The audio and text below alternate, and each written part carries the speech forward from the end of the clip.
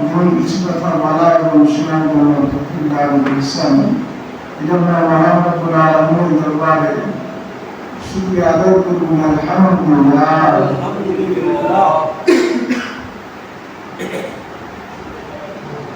আল্লাহ রাব্বুল আলামিনের দরবারে আমরা আরো শুকরিয়া আদায় করি। আল্লাহ রাব্বুল আলামিন আমাদেরকে সুস্থ অবস্থায় রেখেছেন, এজন্য আমরা প্রশংসা করব কার?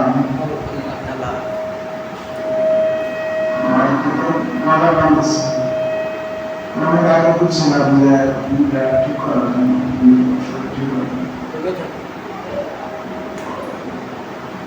তো আমরা প্রশংসা করবো কার? প্রশংসা করলে আমরা কি করবো? আমরা শুক্রিয়া আদায় করলে আমাদের কি করতে হবে? আমরা রাব্বুল আলামিনের শুকরিয়া আদায় করতে হবে। আসসালামু আলাইকুম। আমাদের মালিককে আল্লাহ। তুমি দেখতেছেন সৌন্দর্য, গাছপালা, তরুলতা, গ্রহ নক্ষত্র, কত কিছু আমরা কর্মসূচি দেখতেছি। কেউ সৃষ্টি করেছেন তার কেন শুকরিয়া আদায় করবে? কারণ আছে। শুকরিয়া আদায়ের কারণ কি? কেন আমরা তার শুকরিয়া আদায় করব?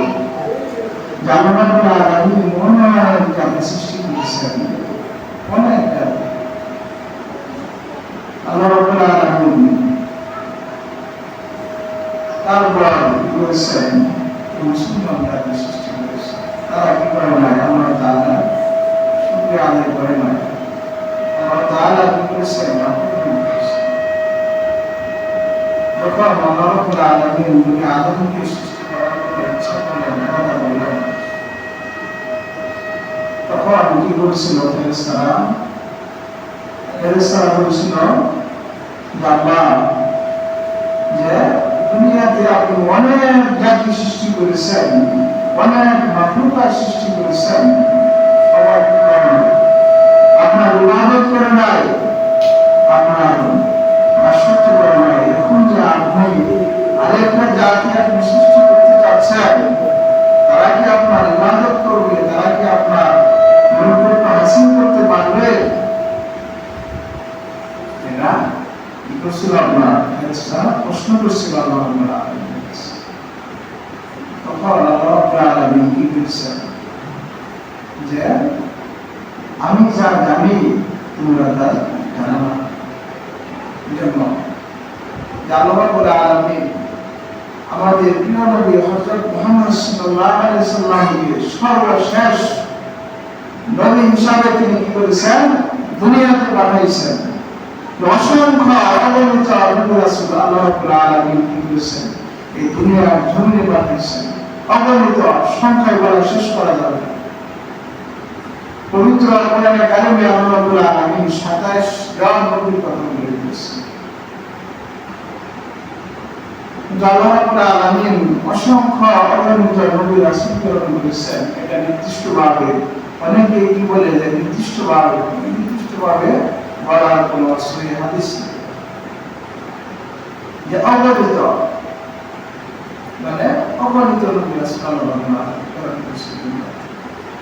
আমাদের শেষ নবী হযরত মুহাম্মদ সাল্লাল্লাহু আলাইহি সাল্লামের দ্বারা, তার আগমনের দ্বারা নবুয়তের মানে আপনার খাতাম হয়ে গেছে, নবুয়তের দ্বারা বন্ধ হয়ে গেছে। যখন নবী করিম সাল্লাল্লাহু আলাইহি সাল্লাম নবুয়ত প্রাপ্ত হলেন, তার নবুয়তের দ্বারা তিনি যে নবুয়ত প্রাপ্ত হয়েছেন, আল্লাহ রাব্বুল আলামিন তাকে মানে সর্বশেষ নবুয়ত দিয়েছেন। তিনি কি শেষ নবী, খাতামুন নবিয়্যিন, তিনি হলেন সর্বশেষ নবী। তারপরে আর কোন নবী আসেন না, তিনি হলেন শেষ নবী। যে আল্লাহ রাব্বুল আলামিন এই পবিত্র কোরআনে কারীমকে আমাদের প্রিয় নবী হযরত মুহাম্মদ সাল্লাল্লাহু আলাইহি সাল্লামের উপর অবতীর্ণ করেছেন। কোরআনে কারীম একটা এমন একটা কিতাব আল্লাহ রাব্বুল আলামিনের কাছে অত্যন্ত একটা দামি কিতাব। পূর্বে অনেক কিতাব ছিল, আল্লাহ রাব্বুল আলামিন যে 104 খানা কিতাব অবতীর্ণ করেছেন, তার মধ্যে 100 খানা হলো আপনার সহিফা কিতাব, বড় বড় কিতাব হলো আপনার 4টি কিতাব। 4 জন নবীর উপর আল্লাহ রাব্বুল আলামিন করেছেন, অবতীর্ণ করেছেন। এই 4টা কিতাবের মধ্যে সবচাইতে পাওয়ারফুল গ্যারান্টি যুক্ত কিতাব হলো এই পবিত্র মহাগ্রন্থ আল কোরআন। আল্লাহ রাব্বুল আলামিন কি করেছেন, এই কোরআনে কারিমে তিনি চ্যালেঞ্জ করেছেন,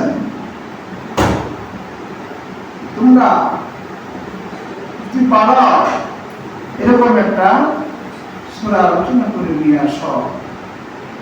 কাফিরদের বলছিলেন যে তোমরা যদি পারো তাহলে একটা এরকম সূরা রচনা করে নিয়ে আসো। আল্লাহ রাব্বুল আলামিন চ্যালেঞ্জ করেছেন, যালিকাল কিতাবু লা রাইবা ফীহি, এটা এমন একটা কিতাব যার মধ্যে কোনো সন্দেহ নাই, সন্দেহ তো নাই, এটার মাঝে কোনো ভেজাল নাই, নির্ভেজাল একটা কিতাব। এটার মধ্যে কি আছে? পবিত্র কোরআনের কাহিনী। এই কিতাবের ভিতর আছে আপনার সমাজনীতি, রাজনীতি, অর্থনীতি, আপনার ব্যক্তি জীবন থেকে শুরু করে আপনার সমাজে চলাচলের জন্য যে নিয়ম কানুন, যে আল্লাহ রাব্বুল আলামিন এই পবিত্র কোরআনে কারিমে সুন্দরভাবে উপস্থাপন করেছেন। এজন্য এই কিতাবের প্রতি আমাদের বিশ্বাস স্থাপন করতে হবে। এই কিতাবের ভিতরে কি আছে সেটা আমাদের জানতে হবে। আমরা জানবো কিভাবে জানবো? আমরা তো এই কিতাব পড়তেই পারি না। আল্লাহ রাব্বুল আলামিন যে আপনাকে আমাকে কিতাব দিয়েছেন, এত একটা দামি কিতাব, দুনিয়ার ভিতর আপনার অনেক পাঠ্যপুস্তক হয়ে আছে, অনেক বড় বড় গ্রন্থ আছে, কিতাব আছে আপনার, যে যেটা নিয়ে মানুষ ডক্টরেট ডিগ্রি অর্জন করে, বিভিন্ন রিসার্চ করে, গবেষণা করে, বিভিন্ন সাবজেক্টের উপর গবেষণা করলো। ওই আপনার তার ওই গবেষণার দ্বারা, অন্যান্য কিতাব পড়ার দ্বারা তার কোনো সওয়াব হয় নাই। কি কোনো সওয়াব হয়? যে আমরা দুনিয়াতে সাধারণভাবে আমরা কি করি, বাংলা, ইংরেজি, গণিত, এরকম যে আমরা সাবজেক্টগুলি আছে, এগুলি যে আমরা পড়ি, এগুলির মাঝে কোনো কি সওয়াব আছে? এগুলির মাঝে কিনা?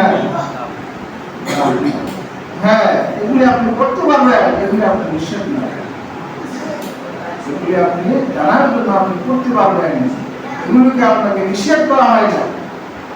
কিন্তু আল্লাহ রাব্বুল আলামিনের একটি পাওয়ারফুল কিতাব আল্লাহ রাব্বুল আলামিন দিয়েছেন, আপনাকে পবিত্র কোরআনে কারিম দিয়েছেন। এটা যদি আপনি একটা হরফ করেন, আল্লাহ রাব্বুল আলামিন কি করেন? 10 দান করেন। সুবহানাল্লাহ। পৃথিবীতে কোনো কিতাব নাই যেটা বলে আপনার সওয়াব হবে। এই কিতাবের দাম যত পড়বেন আপনি, এই কিতাবে যতই আপনার কি আসবে, মজা আসবে। কিতাবে যেমন আলিফ একটা হরফ, মিম একটা হরফ, তারপর আপনি এরকম ভাবে একটা হরফ যদি আপনি পাঠ করেন, আল্লাহ রাব্বুল আলামিন আপনাকে একটা নেকি দিবেন, আর এই নেকিকে আপনার আল্লাহ রাব্বুল আলামিন 10 গুণে উন্নয়ন করবেন। সুবহানাল্লাহ। তাহলে এই কোরআনে কারিম আমাদের শিক্ষার দরকার আছে না? আছে। অবশ্যই আমাদের কোরআনে কারিম শিক্ষা অর্জন করতে হবে। আল্লাহ রাব্বুল আলামিন কাল কিয়ামতের দিন কি করবেন?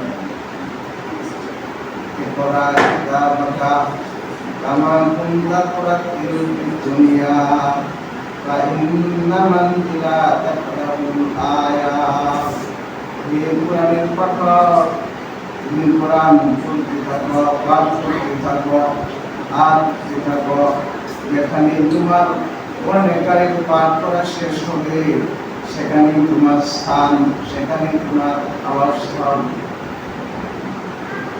এই কোরআনে কারিম যখন তোমার পাঠ করা শেষ হবে, সেখানেই তোমার কি মন্দির, সেখানেই তোমার জান্নাতের স্থান। আমরা এখানে বসছি, কয়জনে আমরা কোরআনে কারিম তেলাওয়াত করতে পারি? কয়জনে পাঠ করতে পারি? আমরা যে কোরআনে কারিম যে আমরা তেলাওয়াত করতে পারি না, এটা তো চেষ্টা করি না যে আমি একটু এটা শেখার জন্য আমি চেষ্টা করি। আপনি যদি এই শিক্ষা অবস্থায় যদি আপনার জীবন চলতে থাকে, যদি আপনি মৃত্যুবরণ করেন, তাহলে আপনি কি করেন? তাহলে আমাদের কি করতে হবে? কোরআনে কারিম দ্বারা আমরা শিক্ষা অর্জন করতে পারি নাই, বয়স করেছে, কি হয়েছে? বয়স্কদের জন্য কি আছে আপনার? কোরআনে কারিম আপনি চেষ্টা করেন, আপনি কোরআনে কারিম শিক্ষা অর্জন করবেন। যে আল্লাহ রাব্বুল আলামিন দুনিয়াতে এমন একটা দামি কিতাব দিয়েছেন, এই কিতাবটা মধ্যে কি লিখেছেন আল্লাহ রাব্বুল আলামিন, এটা আমি করতে পারি না। আমার মতো কত বড় এই চিন্তা নিয়ে আপনি যদি কি করেন, চেষ্টা করেন, আপনি অবশ্যই আপনি সাফল্য হবেন। অনেক কিছু আছে, আমরা যে সালাত আদায় করি, নামাজের নিয়মিত আমরা জানি না। সালাত যে আমরা কায়েম করি, নামাজ পড়ে, নামাজের কখন নামাজ ছুটে যায়, রুকু তাসবিহ, নামাজের ফরজ ওয়াজিব, এগুলি তো আমরা জানি। শরীরশুদ্ধভাবে আপনার নামাজ পড়তে হলে আপনার কি করতে হবে? কমপক্ষে আপনার যে না পারলেও 3টা সূরা আপনার শরীরশুদ্ধভাবে আপনার জানতে হবে। যে গত জুমায় আমরা আলোচনা করতেছিলাম সম্পর্কে, যে পবিত্রতা সম্পর্কে। আল্লাহ রাব্বুল আলামিন তিনি কি পবিত্র? আল্লাহ রাব্বুল আলামিন করেন, তিনি পবিত্রতাকে ভালোবাসেন। ইন্নাল্লাহা ইউহিব্বুল মুতাতাহহিরিন। আল্লাহ রাব্বুল আলামিন পবিত্র, তিনি পবিত্রতাকে পছন্দ করেন। পবিত্রতা অর্জন করব আমরা, পবিত্রতা সর্বসময় সর্ব অবস্থায় আমাদের কি থাকতে হবে? যে পবিত্র অবস্থায়। অনেকে আছে দেখবেন, অনেকে আছে আপনার বয়স্ক বলবেন, হ্যাঁ অনেক জায়গায় দেখেছি যে প্রস্তাব করেছে কি নয় নাই, কোনো নয় নাই, যে একটা ঘটনা মনে পড়ে গেল। আমি যখন ইউনিভার্সিটিতে পড়ি, তখন যখন পরীক্ষা দিতে যাই, পরীক্ষা শেষ হয়েছে আপনার, যে কয়েকটা ছেলে তাদের বিভাগগুলো আপনার ইতিহাস বিভাগে তারা যে মাস্টার্স পরীক্ষা দিতেছে, পরীক্ষা শেষ, ওয়াশরুমে গেছে আপনার, সে দাঁড়ায় পেশাব করতেছে। তাহলে তার মধ্যে কি শিক্ষা? যে আমাদের যে মূল্যবোধ, সামাজিক আচরণ, আপনার জীবন কিভাবে পরিবর্তন হবে, এই সমস্ত কিছু আল্লাহ রাব্বুল আলামিন এই প্র্যাকটিক্যালি ভাবে নবী করিম সাল্লাল্লাহু আলাইহি সাল্লামের মাধ্যমে প্রমাণ করে দুনিয়াতে কিয়ামত পর্যন্ত এই সিলসিলা নবী করিম সাল্লাল্লাহু আলাইহি সাল্লামের হাদিস, তার অনুকরণ তিনি যা করেছেন এগুলো কিয়ামত পর্যন্ত চলবে। কেউ এর বিন্দু মাত্র কমাইতে পারবে না, বিন্দু মাত্র হ্রাস করতে পারবে না, ভাঙতেও পারবে না। বাড়ানোর সুযোগ আছে না, কমানোর সুযোগ নাই। নবী সাল্লাল্লাহু আলাইহি সাল্লাম হাদিসে পাকে কি বলেছেন? যারা নাকি আমার উপর ইচ্ছাকৃতভাবে কোনো মিথ্যা হাদিস প্রতিপন্ন করলো, যা আমি বলি নাই, তার ঠিকানা যেন সে জাহান্নামে বানিয়ে দেয়। তাহলে আমাদের জীবনকে পরিবর্তন করার জন্য, নিজের এখলাসকে, নিজের আমলকে পরিবর্তন করার জন্য অনুসরণ ঘাটলে আনতে হবে রাসূল সাল্লাল্লাহু আলাইহি ওয়াসাল্লাম, তার আদর্শ, তার মহানবতা। তিনি কি আদর্শ ছিলেন, আমরা কি আদর্শ, তার চরিত্র হলো কি কোরআনে কারীম, তার চরিত্র হলো কি কোরআনে কারীম। তাহলে আমাদের পবিত্রতা অর্জন করতে হবে। যে পবিত্রতা অর্জন করবেন আপনি, যে আল্লাহ রাব্বুল আলামিন সূরা মায়েদার ভিতর 6 নম্বর আয়াতে বলেছেন, পবিত্র আয়াত বলেছেন যে আল্লাহ রাব্বুল আলামিন পবিত্রতার কথা বলেছেন, যে এখন আপনি পবিত্রতা কিভাবে অর্জন করবেন। আপনার গোসল ফরজ হয়েছে, আপনি গোসল করেছেন, আপনার শরীরে একটা অঙ্গ জায়গা যদি আপনার সেখানে পানি না যায়, তাহলে কি গোসল হবে? হ্যাঁ, কথা বলেন, গোসল হবে না। যে একটা অঙ্গ জায়গায় আপনার পানি যায় নাই, পানি পড়ছে নাই, আপনার গোসল হবে না। এই জন্য সাহাবীরা কি করতেন, যে মাথা নেড়া করে রাখতেন, যে চুলের ভিতর পানি যায় কিনা সন্দেহ,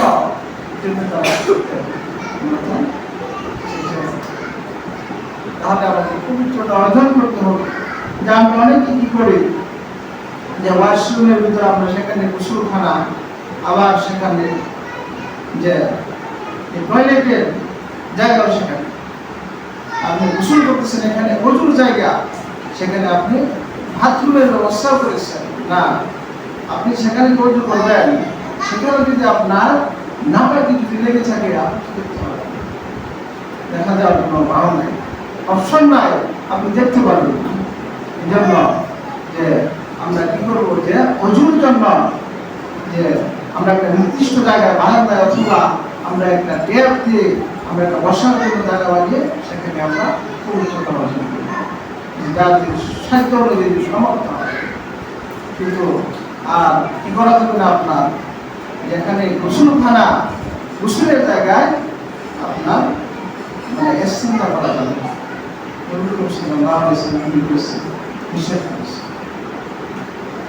তাহলে আমাদের এই পবিত্রতার জন্য, আপনি যদি পবিত্রতা অর্জন করেন, যে আমরা বলি যে সালাত কবুল হয় না, নামাজ হয় না, নামাজে মন বসে না, নামাজে যে মন বসবে আপনার, আপনি যে সালাত আদায় করবেন, আপনার তো পবিত্রতাই হয় না, আপনি তো ভালোভাবে পবিত্রতা অর্জন করেন না। সালাতের ভিতর, নামাজের ভিতর আসছে, তাড়াতাড়ি আজান হয়ে গেছে, নামাজে দাঁড়ায় বসছে, মুয়াজ্জিন কি করতেছে, আপনার কেমন দিতেছে, তাড়াতাড়ি করে আপনি উযু করে চলে আসেন।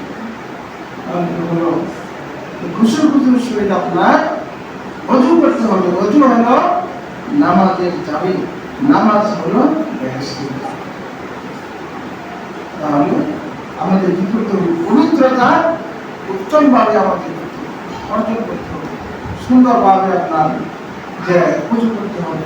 ওযুর ফরজ 4টি, যেগুলি না করলে নয়, যে আপনি করতে হবে।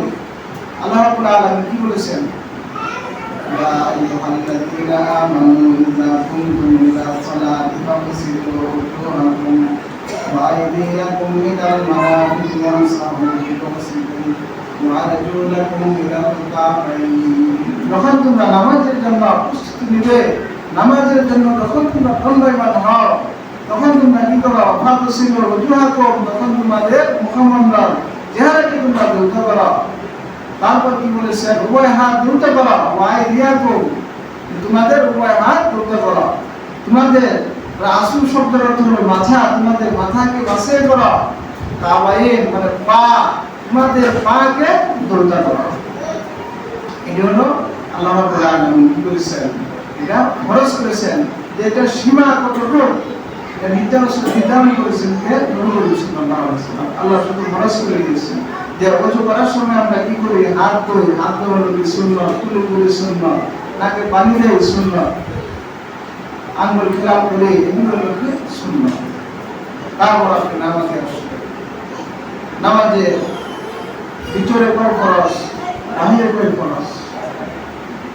আপনার কি করতে হবে? আপনার সালাতের প্রস্তুতির জন্য আপনার সর্বপ্রথম আপনার শরীর পাক করতে হবে। আপনি যে সালাত আদায় করবেন, আপনার শরীর পাক করতে হবে। তারপর আপনার কাপড় পাক হতে হবে, যে আপনি যে কাপড় পরেছেন এই কাপড়টা আপনার পাক করতে হবে। তারপর যেখানে আপনি নামাজ সালাত আদায় করবেন সেই সালাতের জায়গাও আপনার পাক হতে হবে। তাহলে তারপর আপনি নামাজে আসলেন। নামাজে আপনি কি করলেন? নামাজের জন্য নিয়াত করলেন। তারপর আপনি কি করলেন? তাকবীর দিলেন। তাকবীর দেওয়ার পর যে আমরা কি বলি, সানা বলি, সানা পড়া কি সুন্নাত। তারপর আমরা কেরাত করি, কেরাত পড়া কি ফরজ। কেরাত করতে, কেরাত করলেন। রুকু পড়া কি, রুকু করতে, রুকু পড়া ওয়াজিব। রুকুর তাসবিহ আপনি জানেন না, রুকু করলেন আপনি, রুকুর তাসবিহ জানেন না, আপনার 3 তাসবিহ পরিমাণ সেখানে কি করতে হবে? আপনার অবস্থান করতে হবে। এই 3 তাসবিহ পরিমাণ যদি আপনি অবস্থান না করেন তাহলে আপনার হবে না। আপনার কি করতে হবে? আপনার সুর সাজদা দিয়ে আপনার নামাজকে শুদ্ধ করতে হবে। তারপর আপনি কি করলেন? রুকু থেকে সোজা হয়ে দাঁড়ালেন। দাঁড়ানোর পর কি করলেন? আপনি আমরা বলি কি, রব্বানা লাকাল হামদ হামদান কাসীরান তাইয়িবান মুবারাকান ফীহি। যে নবী করিম সাল্লাল্লাহু আলাইহি ওয়াসাল্লাম যে দোয়াটা যে একটা সাহাবী করছিলেন, তো নবী করিম সাল্লাল্লাহু আলাইহি ওয়াসাল্লাম সালাত আদায় করতেছেন, তিনি নামাজে ইমামতি করতেছেন, তখন এক সাহাবী এই দোয়াটা পাঠ করছেন, যে হামদান কাসীরান তাইয়িবান মুবারাকান ফীহি।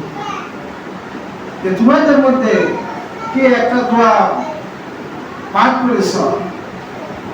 তো সাহাবী কি হয়েছে? ভয়ে আপনার কাছে করছে না, জানে যে কি একটা আমি দোয়া করেছি, যে নবী করিম সাল্লাল্লাহু আলাইহি ওয়াসাল্লাম কি বলে বসে না। তারপর সাহাবী আসেন, সম্মুখে আসার পর বললেন যে আমি বলেছি যে তুমি যে দোয়াটা করেছ, যে আসমান থেকে তোমার ফেরেশতারা তুমি যে দোয়া পাঠ করেছ, যে অজস্র মানে প্রতিযোগিতা করতেছেন কে কত তোমার প্রতি নেকি লেখা। তাহলে আমরা এই দোয়া পাঠ করব। তারপর আমরা সেজদায় যাব। সেজদায় গিয়ে কি করবো? আমরা 3 তাসবিহ পরিমাণ আমরা সেজদায় অবস্থান করব। সেজদা তাসবিহ যদি জানি আমরা 5 বার সুবহান রাব্বিয়াল আ'লা। আল্লাহ রাব্বুল আলামিন কি উচ্চ সেজদা দিয়েছি, আমরা নত হয়েছি, প্রশংসা করতেছি। আল্লাহ রাব্বুল আলামিন কি, আল্লাহ তাআলা হলেন উচ্চ, আমি হলাম নিচ, আপনি হলেন নিচ। 3 তাসবিহ পড়লেন, পড়ার পর তখন আপনি এই কি করলেন? বৈঠক করলেন। সেজদা এক সেজদা দেওয়ার পর কি করলেন? আপনি বসলেন। এখানে বসার দোয়া আছে, এখানেও 3 তাসবিহ পরিমাণ আপনি করতে হবে, অপেক্ষা করতে হবে। যে আমরা সেজদা দেওয়ার পর সাথে সাথে আরেক সেজদা না, এখানে 3 তাসবিহ পরিমাণ আপনার অবস্থান করতে হবে। যে আমরা সালাত আদায় করি, খুশুর সহিত আমরা সালাত আদায় করব। তারপর তাশাহুদ করলেন, দুরূদ শরীফ পড়লেন, দোয়া মাসুরা করলেন।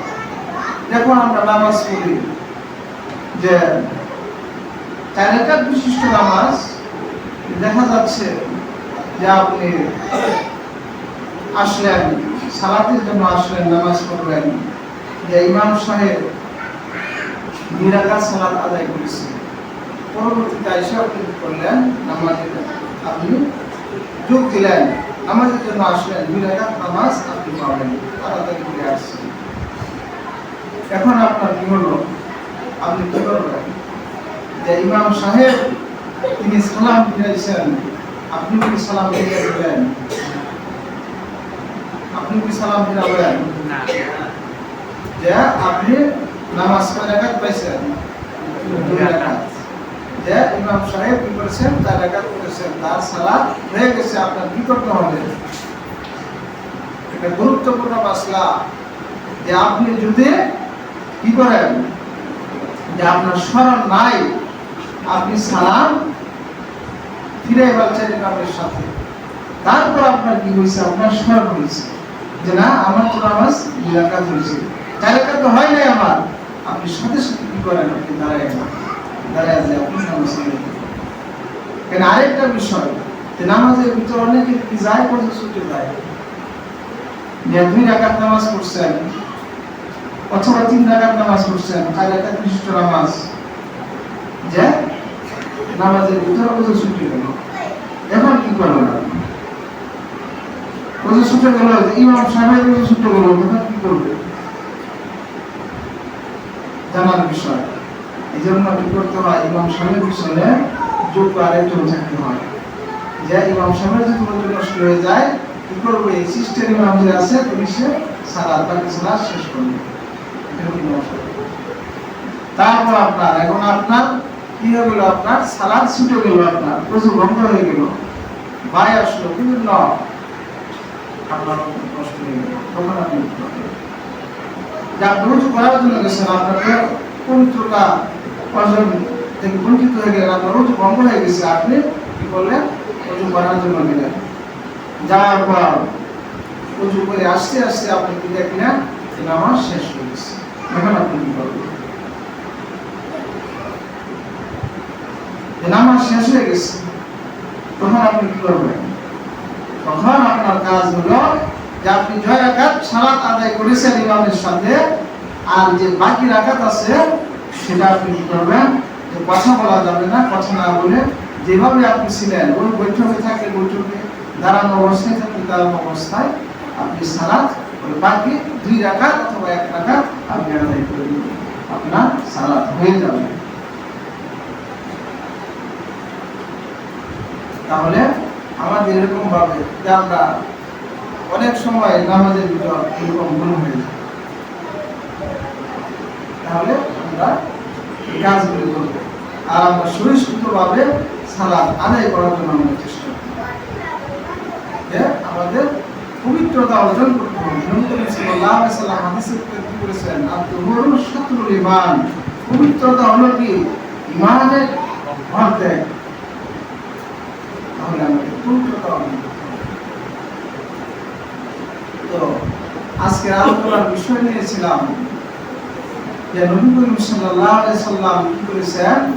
আপনার এই যে এই মাসটা কি, আরবি মাস কি? রবিউল আউয়াল। নবী করিম সাল্লাল্লাহু আলাইহি ওয়াসাল্লাম কি করেছেন? এই মাসে তিনি জন্মগ্রহণ করেছেন। 570 খ্রিস্টাব্দে মক্কায় কুরাইশ বংশে তিনি কি করেছেন? জন্মগ্রহণ করেছেন। যে বলে যে কি 12 রবিউল আউয়াল তিনি কি করেছেন? জন্মগ্রহণ করেছেন। এটা ঠিক না, এটা সহিহ হাদিস নয়। যে সহিহ হাদিসে আছে যে নবী করিম সাল্লাল্লাহু আলাইহি ওয়াসাল্লাম কি করেছেন?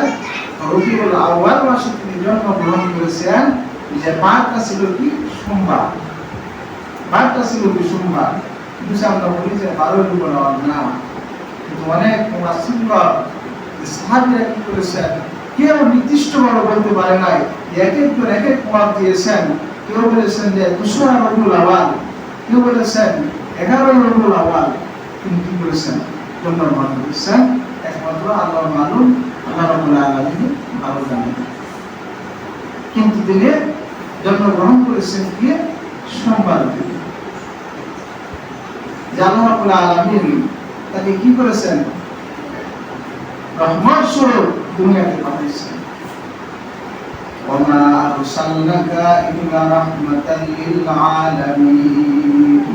আমি আপনাকে বিশ্ববাসীর জন্য রহমত স্বরূপ আপনাকে দুনিয়াতে প্রেরণ করেছি। আল্লাহ রাব্বুল আলামিন সূরা আম্বিয়া 107 নং আয়াতে আল্লাহ রাব্বুল আলামিন কি বলেছেন? তাকে বলেছেন যে আপনাকে আমি দুনিয়াতে রহমত স্বরূপ আপনাকে দুনিয়াতে পাঠিয়েছি। কিরকম তার দয়া ছিল? আল্লাহ রাব্বুল আলামিন কোরআনে কারীমে তার প্রশংসা করতেছে।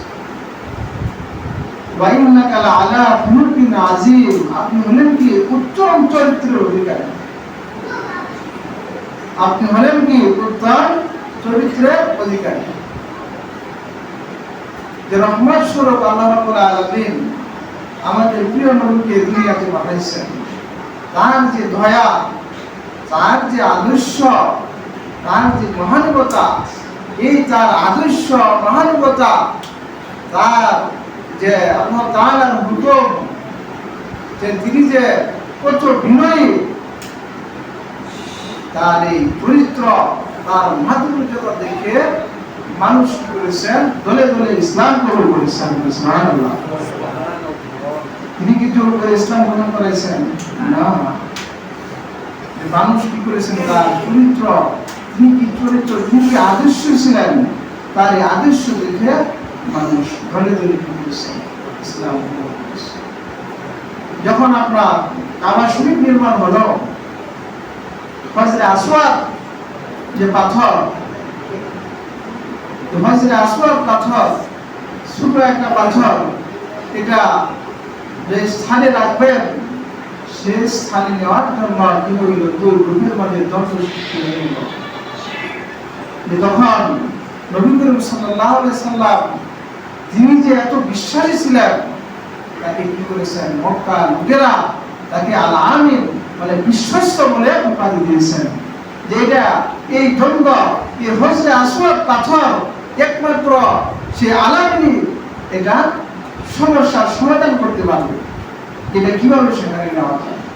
তিনি আসলেন, আসার পর একটা চাদর বিছানোর পর ওই চাদরের ভিতর আপনার পাথর রাখলেন, দেখে সবাই চতুর্দিকে চাদরের চতুর্দিকে করে পাথর তিনি জায়গায় রেখেছেন, কত বড় সমস্যার সমাধান করেছে।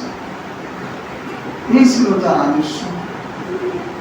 তার আদর্শ কি করতে হবে, আমাদের অন্তরের ভিতর ধারণ করতে হবে। এই জন্য আমাদের কি করতে হবে, যে হাদিস পাঠ করতে হবে। আমাদের তার কথা, হাদিস কাকে বলে, যে নবী করিম সাল্লাল্লাহু আলাইহি সাল্লামের কথা, কাজ, মৌন সম্পত্তি, সাহাবীদের কথা, কাজ, মৌন সম্পত্তি কি বলা হয়, হাদিস বলা হয়। ইনশাআল্লাহ সময় হয়ে গেছে। এই সম্পর্কে তার আদর্শ বাস্তব জীবনে আধুনিক যুগে সুন্দরভাবে এর প্রেক্ষিতে ইনশাআল্লাহ আগামী জীবনে উপস্থাপন করা হবে। কিছু স্টেপ নিয়ে আসছিলাম, আলোচনা করলে অনেক সময় দিতে আরেকটু ইনশাআল্লাহ আগামী সময় আমরা ওমা আরসালনাকা ইল্লা রাহমাতাল লিল আলামিন ইয়াতির ব্যাখ্যা বাস্তব জীবনের আলোকে আমরা আলোচনা করব। আল্লাহ রাব্বুল আলামিন দান করেন। সবাই আগে আসার চেষ্টা করবেন। আল্লাহ রাব্বুল আলামিন যে কথাগুলি বললাম, এই কথাগুলির উপর আমাদের সবাইকে আমল করার তৌফিক দান করুন। আমিন। সুবহানাল্লাহ।